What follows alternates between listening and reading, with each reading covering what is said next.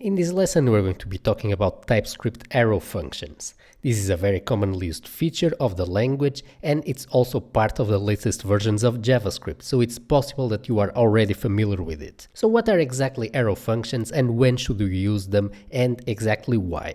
Let me give you an example. We're going to start here by creating a plain function that we're going to be calling saveCourse. This function is using here the normal function syntax, and it's going to take here as an input a callback function. So this function is asynchronous. It's going to perform, for example, a backend save operation, and then we want to inform the caller of the function that the operation has been completed successfully. So we're going to be calling here a callback, which is going to be of type function. The callback needs to be called whenever the save is successful.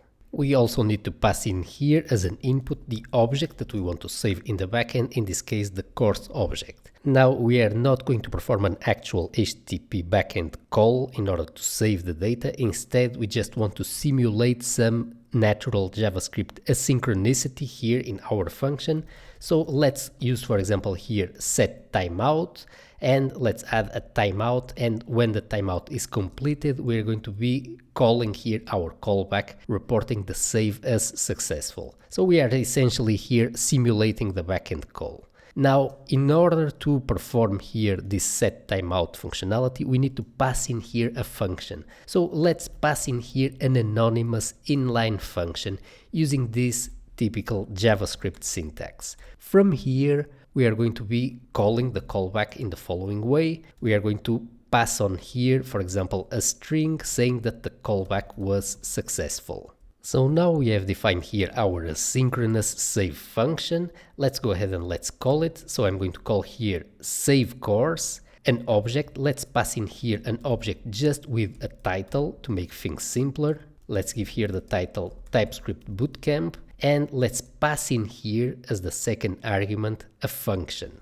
Just like we did here to set timeout, let's use here the function keyword, and let's define here an anonymous inline function. Let's add here the object close braces in order to fix here the compilation issue. And now here in our anonymous function, we are simply going to log out to the console that the save was successful. Now let's quickly compile and run this program just to make sure that everything is working correctly. So I'm going to pass in here to the TypeScript compiler our file, and after the compilation goes through, let's go ahead and let's run the output. If we run the compiled program with the JavaScript version, we can see that after 1 second we get here in the console save successful as expected. As we can see, this old syntax for defining anonymous functions inline in our code works great, but it's a little bit verbose and confusing to see all these function keywords everywhere in our program. So arrow functions provides us a better alternative for defining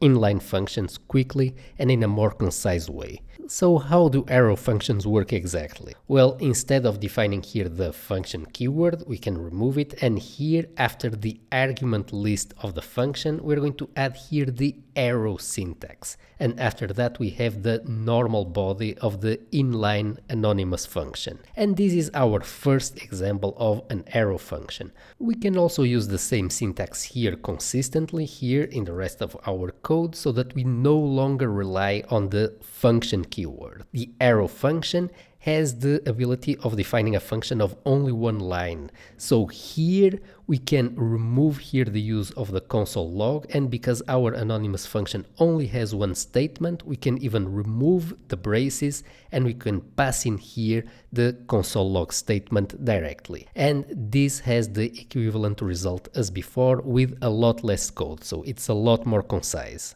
Let's have a look at the output of our program in action. So I already compiled the new version, and let's now run the latest version and see that indeed the result is exactly the same. So this confirms that the arrow syntax is equivalent to the function syntax, but it's a lot more concise, easier to read. It's less confusing to have all those function keywords everywhere in our program, and in the case of single line functions, we have here a nice shortcut syntax that allows us to make our program a bit more readable. The arrow function syntax makes it especially easy to define functions as values. So here, for example, let's say that we are going to be defining here our callback here as a constant. We can use here the arrow function syntax in order to define this callback here so that we can reuse it in multiple places in our program if we need to. So here we have defined our callback using here the arrow function,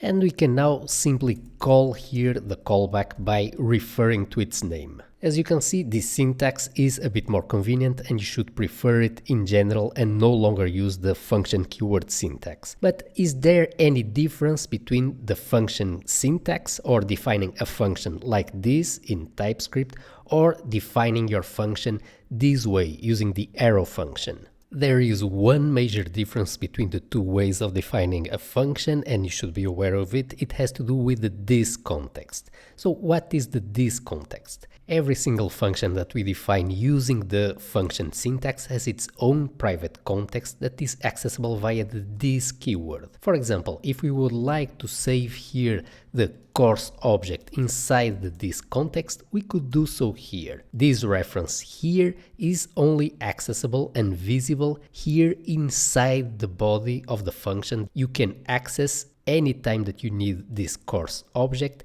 anywhere here in the body of the function. Let me give you an example. Here in the callback, instead of calling here success, let's go ahead and let's call here the course object, and let's also access here the title of the object. Now we are going to pass in here the title of the object here to the callback. We are going to define this as a string, and now we're going to go ahead and we're going to add this here to the console log statement. So when the save is successful, we are also going to be printing out the title of the course. It's true that we could access here the title directly. I just saved here the course object in the this context just to show you a difference between the arrow syntax and the function syntax. So now we are accessing here the course title. Let's imagine that the course could be undefined or null. So let's add here optional chaining to avoid any errors, and let's also provide here a default value. So we're going to say that this is an unknown course. Let's now run our program, and we would expect here the callback to print out the correct course title that was taken here from the this context of this particular function. So if we switch here to the terminal, I already compiled the new version of the program. Let's run it then using Node, and as we can see, the callback is successful and we have printed out correctly the title of the course. So now we understand how the this context works. This is very useful in many situations, and we're going to talk about it more later on in the course when we cover object-oriented programming. So now we understand how the this context works, and notice here that we have also used this here inside the arrow function. So it looks like the arrow function, instead of creating its own private this context, what it did was inherit the this context from the enclosing save course function. So what happens now if instead of using an arrow function, we are going to use here the function keyword? Try to predict the outcome of our program. If we now try to compile here the new version of our program, we are going to see that this time around we get here unknown course printed out to the screen. So what is going on here? Because we have used here the function keyword, this function here has created its own private this context that is different from this one. So this here inside this function here is different than this context here. Each function has its own private this context. This is unlike an arrow function that does not have its own private this context and inherits the this context from the enclosing function. So the this context here of this anonymous function, it's going to be the same as save course. Using an arrow function does not create a private this context. That's the main practical difference between the arrow function syntax and the function syntax. To summarize, in general, whenever you are writing your TypeScript program and you need an anonymous function, you should prefer the arrow function instead of the function keyword. So that's the preferred solution. Notice that when you are declaring just the body of a function, like you do here, I think it's easier to use here the function keyword. It's just more readable and easy to understand.